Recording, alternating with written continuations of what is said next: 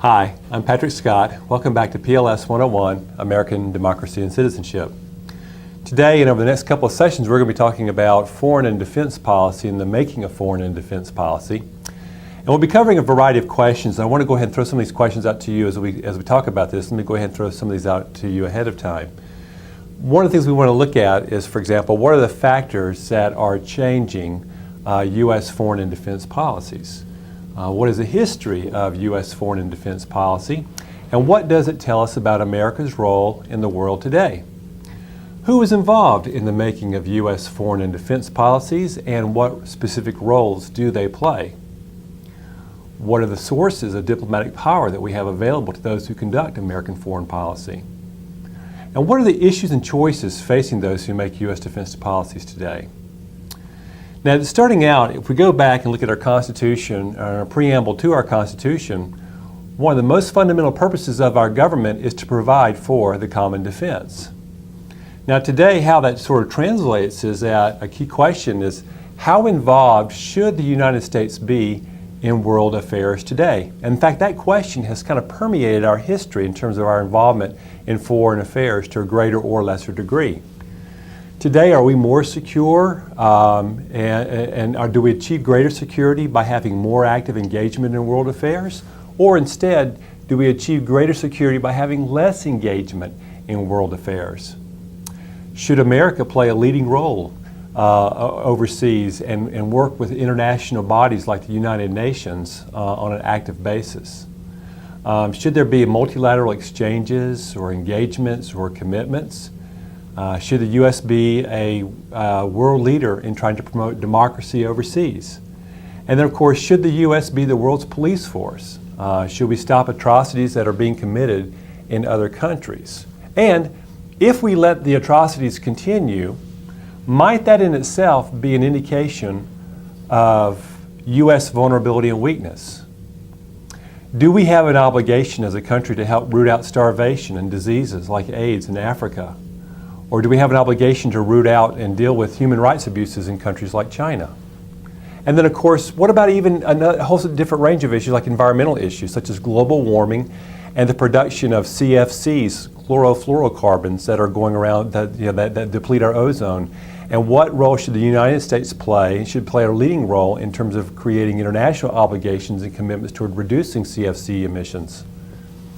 Now, again, along the same lines, a question that has continually plagued us in terms of developing policy is how much money should we be spending to ensure our security? How much is enough? How much is too much? And of course, this has had become a very important topic of debate over the last several years, particularly since the collapse of the Soviet Union.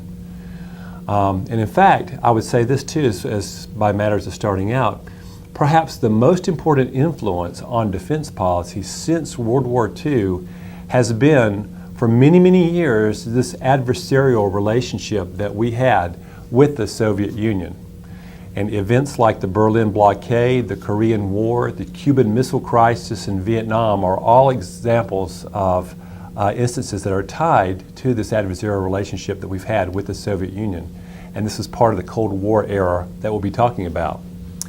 And in addition to, in our history, to conventional conflicts like Vietnam and Korea, Of course, there's been also concerns about the nuclear arms race, a buildup of arms between the U.S. and Soviet Union and other countries now. And this buildup of arms over the last 50 years or so has created a cache of nuclear weapons that are capable of destroying the world several times over. Now again, today the Soviet Union no longer exists, but I think ironically the situation may be more dangerous today than ever before. For example, instead of negotiating with one country, the Soviet Union, we now have to negotiate with several countries that came out of that breakup of the Soviet Union. For example, Belarus, Georgia, Kazakhstan, Russia, Ukraine.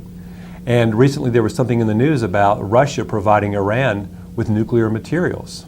Okay? And then of course we have other hot spots too, besides Iraq and North Korea, just the Middle East in general. And then we also have to decide how quickly and in how many simultaneous situations are we prepared to respond to conflicts overseas.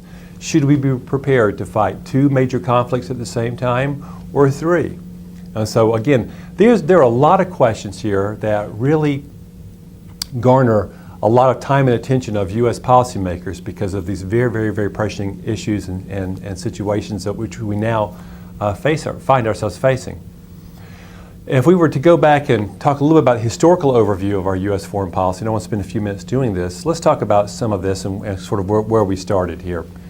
I think, first of all, one of the things I'd like to talk about is how, in a lot of ways, the United States has always shied away from becoming overly involved in world affairs, at least for a good portion of the history of our country. During the 1800s, for example, America took a posture called isolationism. And isolationism basically was to avoid direct involvement in European affairs. And that characterized much of our foreign policy. Back when James Monroe was president, he enunciated something called the Monroe Doctrine back in 1823. And what the Monroe Doctrine basically says is the United States would stay out of European affairs as long as Europe stayed out of the Western Hemisphere. So the Western Hemisphere was something that we came to look upon as our own backyard, that is Latin America, for example, and Europe should stay out of that. And again, we will not in return for that, we will not meddle in Europe's affairs. So isolationism in this respect really meant not isolationism from all kinds of entanglements, but primarily it was applied to those affairs across the Atlantic in Europe. Now, also going on this time, besides this tendency toward isolationism, this period of the 1800s was also marked by another tendency called expansionism. As you remember maybe the term manifest destiny, the phrase manifest destiny. This is the idea of trying to expand our boundaries from the Atlantic to the Pacific, from sea to shining sea. And there are a lot of notable acquisitions of purchases we had made or acquired during this time. For example, of course, the Louisiana Purchase in 1803. During this time also we acquired Alaska from Russia. We obtained portions of the Southwest from Mexico from 1846 to 1848. The Spanish-American War in 1898, we actually obtained Puerto Rico, Guam, Cuba, and the Philippines. And of course, during this time, the U.S. actively intervened in the affairs of Latin America. But again, following the Monroe Doctrine principles, we tried to stay out of European affairs by and large. So, a lot of ways then, the 1800s, much of the 1800s could be characterized in terms of foreign policy by internal expansionism, but at the same time isolationism from other foreign entanglements. Now, from about the 1900s, things changed quite dramatically, and from 1914 all the way through 1960, America as a country emerged as a world leader. If we go back to World War I, there was a lot of resistance about getting involved in World War I, but we had to make the world safe for democracy, to use Woodrow Wilson's terms. We still believe very strongly in isolationism, but we felt compelled to make the world safe for democracy at the same time. After we had gotten involved in World War I, and at the end of the war, President Woodrow Wilson played a major role in helping to start an international body called the League of Nations. But there were a lot of strong isolationist pressures in our country, and they were so strong that the Senate did not ratify the treaty to approve our involvement and our participation in the League of Nations. And because the United States was not participating in the League of Nations did not last very long at all. And in the 1920s and 1930s, there was still a very strong feeling of isolationism. As you remember, in the 1920s, the late 1920s, the Great Depression set in, and many people believe that the Great Depression was brought on and even exacerbated in part because of too much involvement in Europe, in this case, particularly in terms of commercial affairs. There was something called the Smoot-Hawley Tariff that took place, and that had a lot of reverberations, and that European countries also then enacted tariffs and stopped our exports. But because of that, though, the idea that there was too much intertwinement of our commercial and foreign affairs with European countries, that helped brought on the onset of the Great Depression. Now, of course, World War II, in a lot of ways, forced us out of our isolationist posture. We had to respond to the threat of Hitler and to the Japanese attack on Pearl Harbor. And so we've become very, very involved here in World War II, obviously, in playing a major role. At the conclusion of World War II, in 1946, the United Nations was created, and this time we became active participants and played a leading role in the establishment of the United Nations. During the same time, we began to see the rising influence of the Soviet Union, the USSR. Back in 1917, they had fallen under communist control under Lenin, and during the Bolshevik Revolution, and had gotten rid of their czar and their monarchical system, and they became a totalitarian regime. They began to engage in expansionism, and they began to tighten its hold on Eastern Europe. And they created this something called the Warsaw Pact and the Iron Curtain. And as a response to that, we saw a growing threat of the Soviet Union. And when they began to set off the hydrogen bomb, we realized that they were very, very close to us in terms of their nuclear technology. In response to the creation of the Warsaw Pact, which was a military alliance of Eastern European nations, and they had lined up all their tanks and troops on Eastern European borders with the Western Europe. In response to that, we created and participated fully in something called NATO, the North Atlantic Treaty Organization, in 1949. And basically, the creation of NATO, and along with the creation of the Warsaw Pact, really marked the beginning of the Cold War. And the Cold War was basically marked over a period of years by a very high level of tension between the United States and the Soviet Union and its allies. The United States with its allies, the Soviet Union with its allies, NATO versus the Warsaw Pact. Basically, the way the world was created during that time was almost like a bipolar conception of the world, where you had two strong superpowers with their troops on the border, ready to invade at any time, and both amassing through technology nuclear materials and nuclear weapons. So we had two superpowers, and this was simply not a mere idle threat, because in a lot of ways this was an ideological battle. We feared communism. We felt like communism, which was the ideology behind the Soviet system, we felt like communism was on the rampage, and we needed to stop it everywhere we could. And the creation of NATO, interestingly, signaled an end to our isolationist posture, because the creation of NATO meant that we were committed to the security of Western Europe from communist attack. And during this time, Harry Truman was our president, and during this time, President Truman enunciated something called the Truman Doctrine. And the idea behind the Truman Doctrine was that we would protect free people all around the world. Our security and world peace demanded that we protect all free peoples of the world. All right, and that was pretty expansive if you think about that. Again, we believe that the Soviet Union sought after world domination. Soviet leaders proclaimed it in their speeches.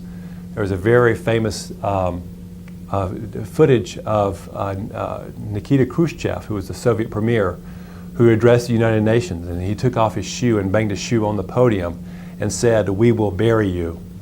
So again, we took the threat very, very seriously. It was up to us to try to contain the influence of communism all around the world. There was a belief in this idea, the domino theory, and that is if one country fell to communist control, like dominoes, other countries nearby may also fall to communist control. And we had to stop the spread of communism like we would stop the spread of dominoes falling down. So we created through this a policy of containment. And under this policy of containment, we began to provide aid to countries that we thought were vulnerable to the Soviets and Soviet influence. But interestingly, not only Soviet influence, but any other kind of communist influence as well, because China had become communist under Mao Zedong in the late 1940s, and we had to stop communists anywhere, any way, shape, or form. So the policy of containment resulted, in terms of the tangible outputs of that policy, it resulted in our providing greater amounts of foreign aid to countries that we thought might be vulnerable to falling into communist hands. And we would apply this aid to countries around the world. So in 1950, for example, we tried to contain the influence, or the Soviet and Chinese influence in Korea, by committing troops to help support the South Koreans. And of course, that was led to the Korean conflict. And then of course, during the 1950s and 1960s, we saw a similar pattern happening in Vietnam. We began to support South Vietnam to help contain the influence of the Viet Cong in North Vietnam under their leaders and under Chinese influence. Now, a real test also came in 1962. We actually almost went to war with the Soviet Union. It was over Cuba. In fact, this would have been probably a nuclear war had we gone to war with them. This was called the Cuban Missile Crisis, and this was really in a lot of ways the hottest Cold War encounter between the Soviet Union and the United States. And what was happening in 1962 is that the Soviet Union began shipping nuclear missiles to a communist-controlled country. Fidel Castro took over Cuba, and here was a country just miles on our border under communist control now, communist domination. And the Soviet Union in 1962 began shipping missiles, nuclear missiles, to Cuba. The United States demanded that the Soviets dismantle the missile sites. All of those missile sites, by the way, were aimed at the United States, and of course, if they continued, that would have given us practically no lead time should there be a nuclear attack. And so we demanded that the Soviets dismantle those sites and halt the shipment of more missiles coming into Cuba. We went so far even to set up a blockade around Cuba. Our Navy set up a blockade, and we were prepared to go to war if we had to. And this encounter, this standoff, lasted for 13 days, and it literally almost took us to the brink of war with the Soviet Union. Finally, the Soviet Union agreed to dismantle the missile sites in return for U.S. assurances that we would be doing the same thing by removing some of our missiles from Turkey. Because we had missile sites established in Turkey, and those missiles were aimed at the Soviet Union. So again, that was a very close encounter that we had with the Soviet Union. Now, as we continued here, again, throughout the 60s and then 1970, you might say in the 70s really marked more of a bit of a cooling off or a period of relaxation of tensions between the United States and the Soviet Union.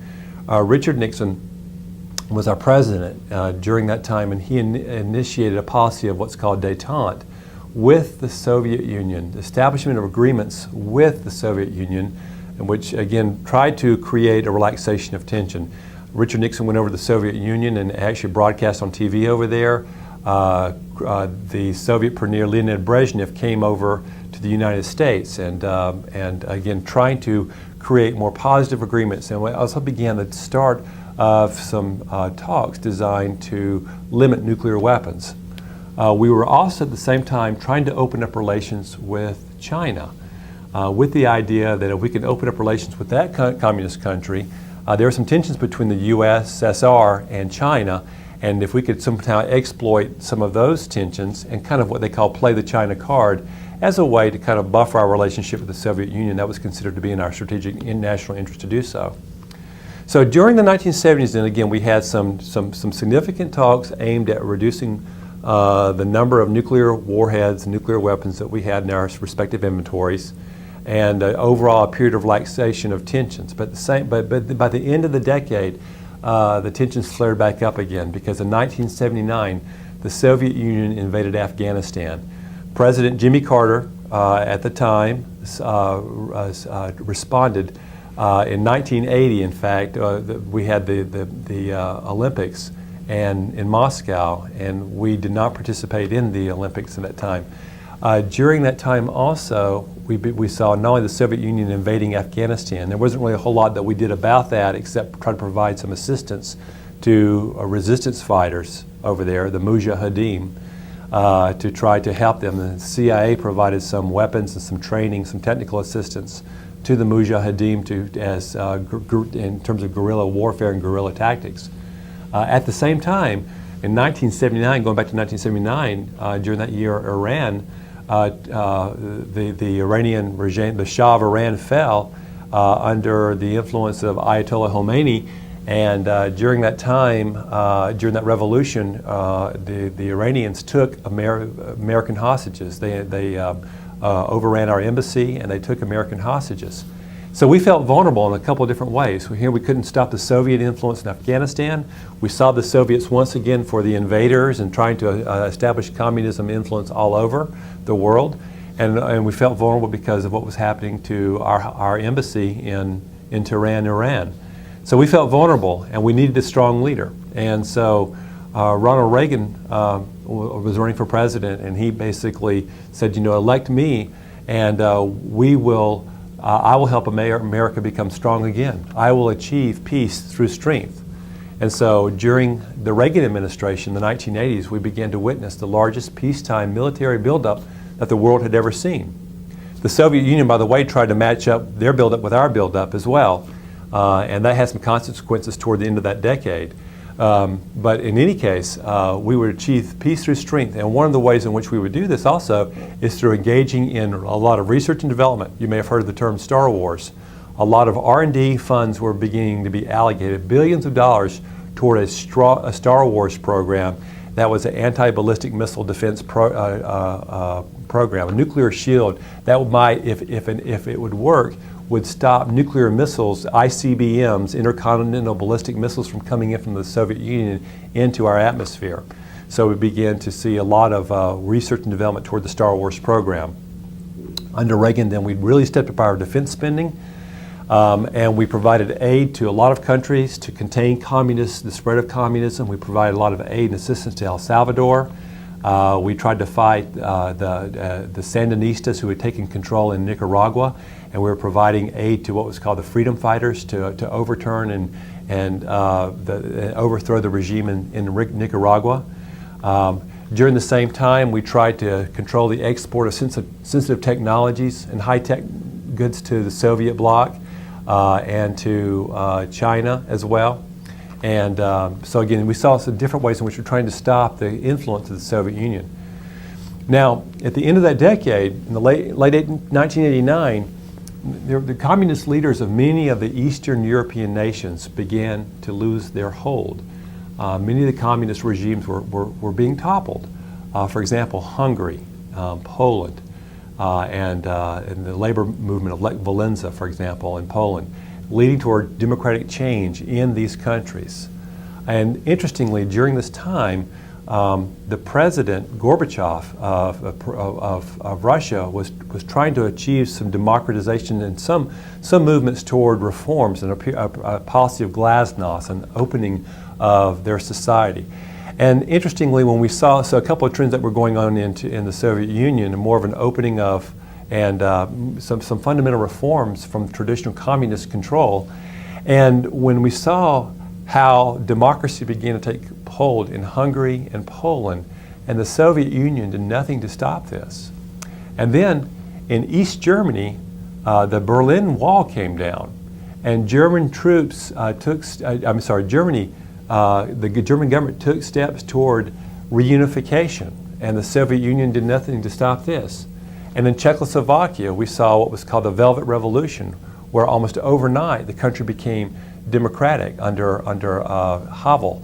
And so all of these different kinds of changes, we begin to look over in Eastern Europe and saying that the democracy is spreading over there, and the Soviet Union is doing nothing to stop it. Now, we did happen to see, however, communism clamped down in another country that year, in 1989, and that was in China, when you had a democratic movement in China. and many protests at Tiananmen Square. And we saw some brutal suppression of democracy of China in Tiananmen Square. And that it was almost as if the Chinese leaders were looking at these events at the same time and taking that as a lesson of what not to do in terms of allowing for democratic reforms to continue. So we saw clamping down of democracy on the one hand in China. We saw in Eastern Europe more of an opening up of democracy. And in 1991, we had the Soviet Union disintegrated. There was an attempted coup against Gorbachev. Boris Yeltsin took control of the government and tried to immediately institute democratic reforms. So we see here in 1991 then the collapse of the Soviet Union, many of the former Soviet states declaring democracy, George H.W. Bush as president, granting recognition to former Baltic countries under the Eastern Bloc, such as Estonia, Latvia, Lithuania, and giving formal recognition to those countries. So a lot of the events were happening here in the early 1990s.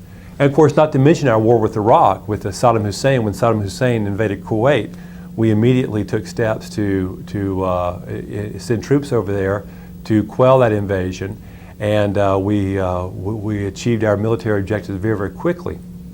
So a lot of things that were going on during that period of time, and that helped to establish the sense of basically the dominance of the United States, especially again going back to the Soviet Union and their collapse.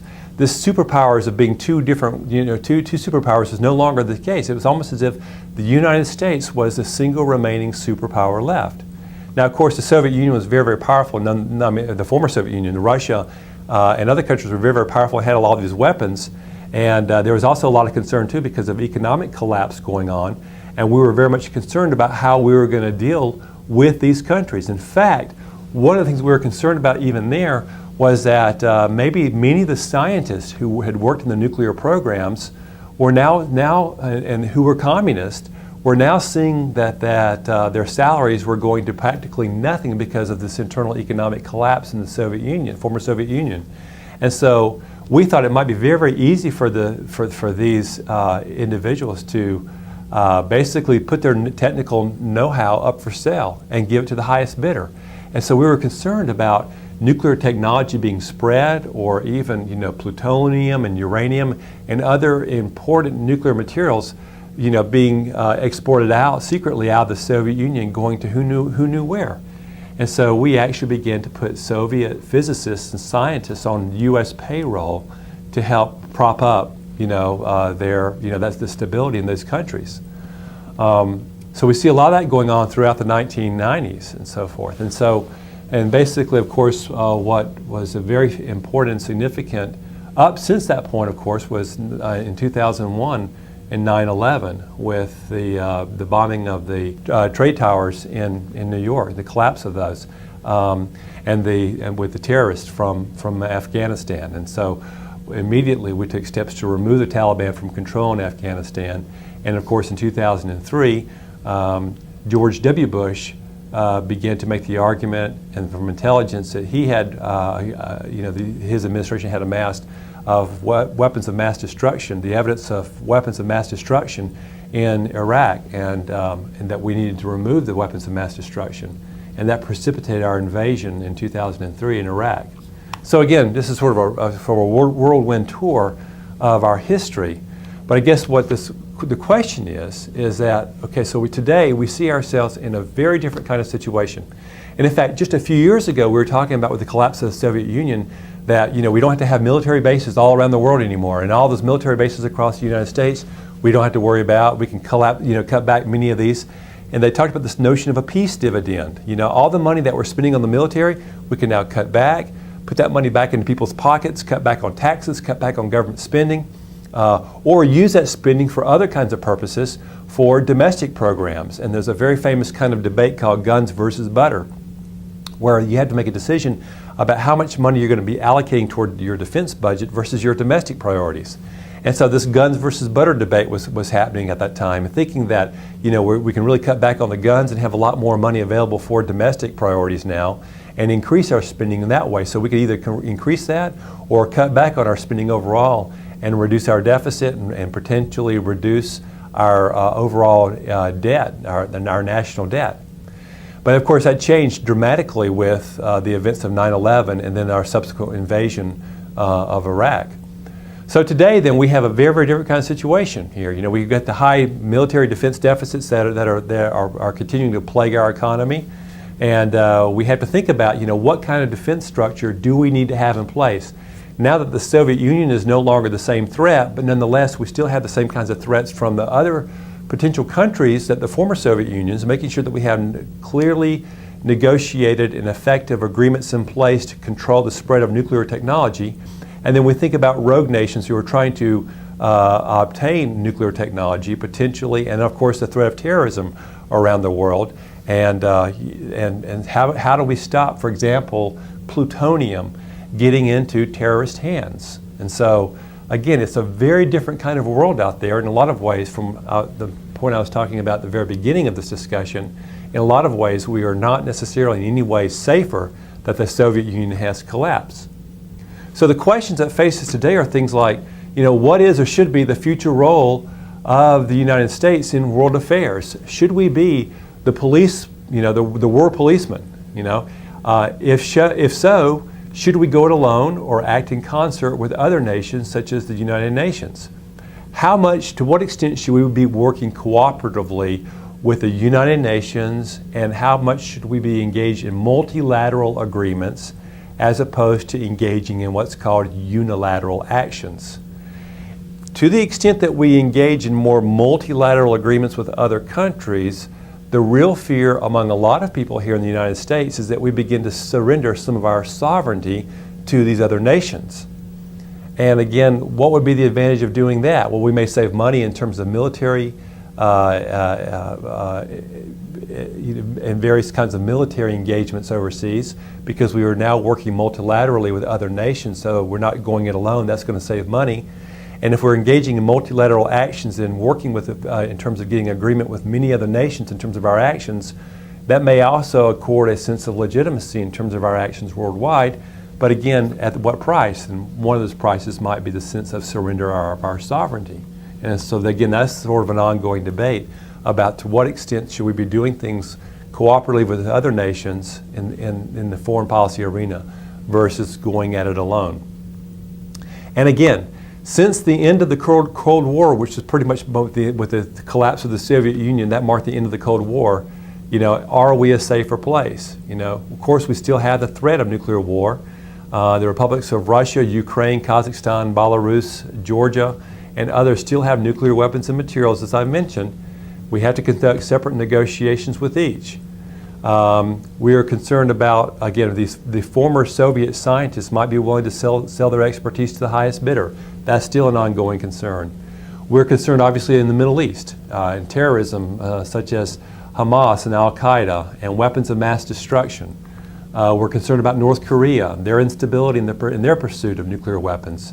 We're concerned about Iran and fundamentalist hardliners who want to pursue nuclear technology. So all of these things really occupy, and they appropriately occupy, much of our time and attention. We're certainly also concerned about relations between India and Pakistan as well.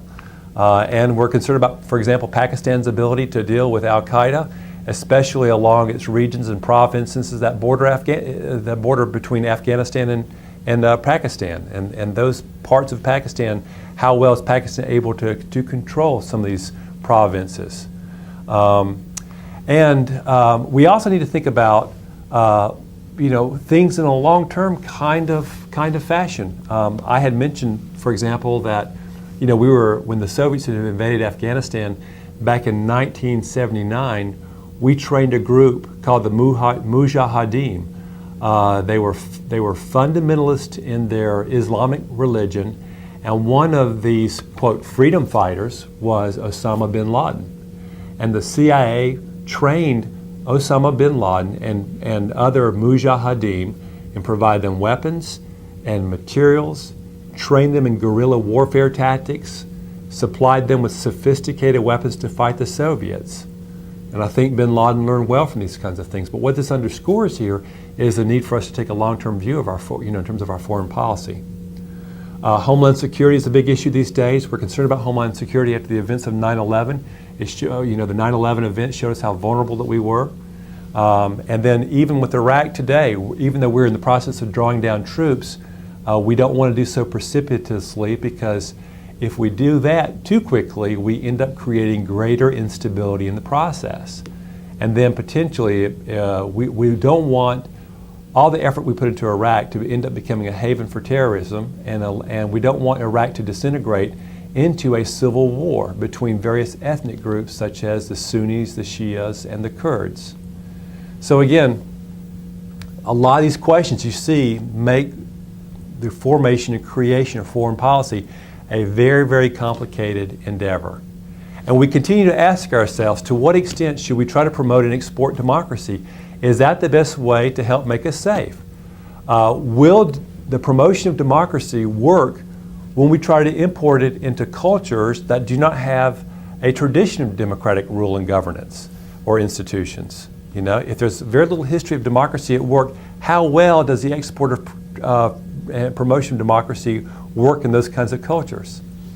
And there have been a lot of interesting views and ideas that have been discussed about this. But again, talking about our role in the world, one of the reminds me of here is the idea that some of the views of a foreign State Department official, Strobe Talbot, and he, in a very influential piece, he wrote about support for democracy and the national interest. Now, we'll say this real briefly here before we conclude our discussion today. And one of the things that Strobe Talbot believes is that our foreign policy, of course, has gotten more complicated, and it's good to support the transition to democracies because it does help our own prosperity in terms of expanding opportunities for trade and investment. And one of the points that he makes, and I think this is a very valid point, is that when you compare countries that have dictatorships or other forms of totalitarian rule, democracies are much more likely to be reliable partners in trade, and they're much more likely to pursue policies that are compatible with their own interest. Democracies are less likely to go to war with each other, to unleash tidal waves of refugees, and to create environmental catastrophes and to engage in terrorism. Elected leaders in other countries, because they know that they will be held accountable at the ballot box, are more likely to also pay attention to citizens' basic needs. So his argument, and the argument that many people have, is that our national interest is expanded when we actively promote democracy around the world. We need to expand and secure the community of nations that share our values and have compatible interests. It's an investment in our long-term security. Fledgling democracies certainly need our help. If they don't, they can easily revert to chaos and possibly bloodshed. So the question here is, on the one hand, we want to promote democracies overseas, but at the same time, we also have to recognize that exporting an American form of democracy is not like a one-size-fits-all kind of thing, and we have to be willing to consider the fact that maybe our, some of our beliefs about democracy are going to be more successful in some cultures, may take a better foothold in some cultures than others, and be careful about some of the consequences of our actions as we try to promote democracy overseas. Now, this is probably a pretty good time to stop for today. In our next session, we're going to be talking about the making of foreign and defense policy, the different agencies that are involved, and the different kinds of tools that we have to engage in influence of behavior, diplomatic tools that we have available to influence the behavior of other nations. So, until then, this is Patrick Scott. We'll see you next time.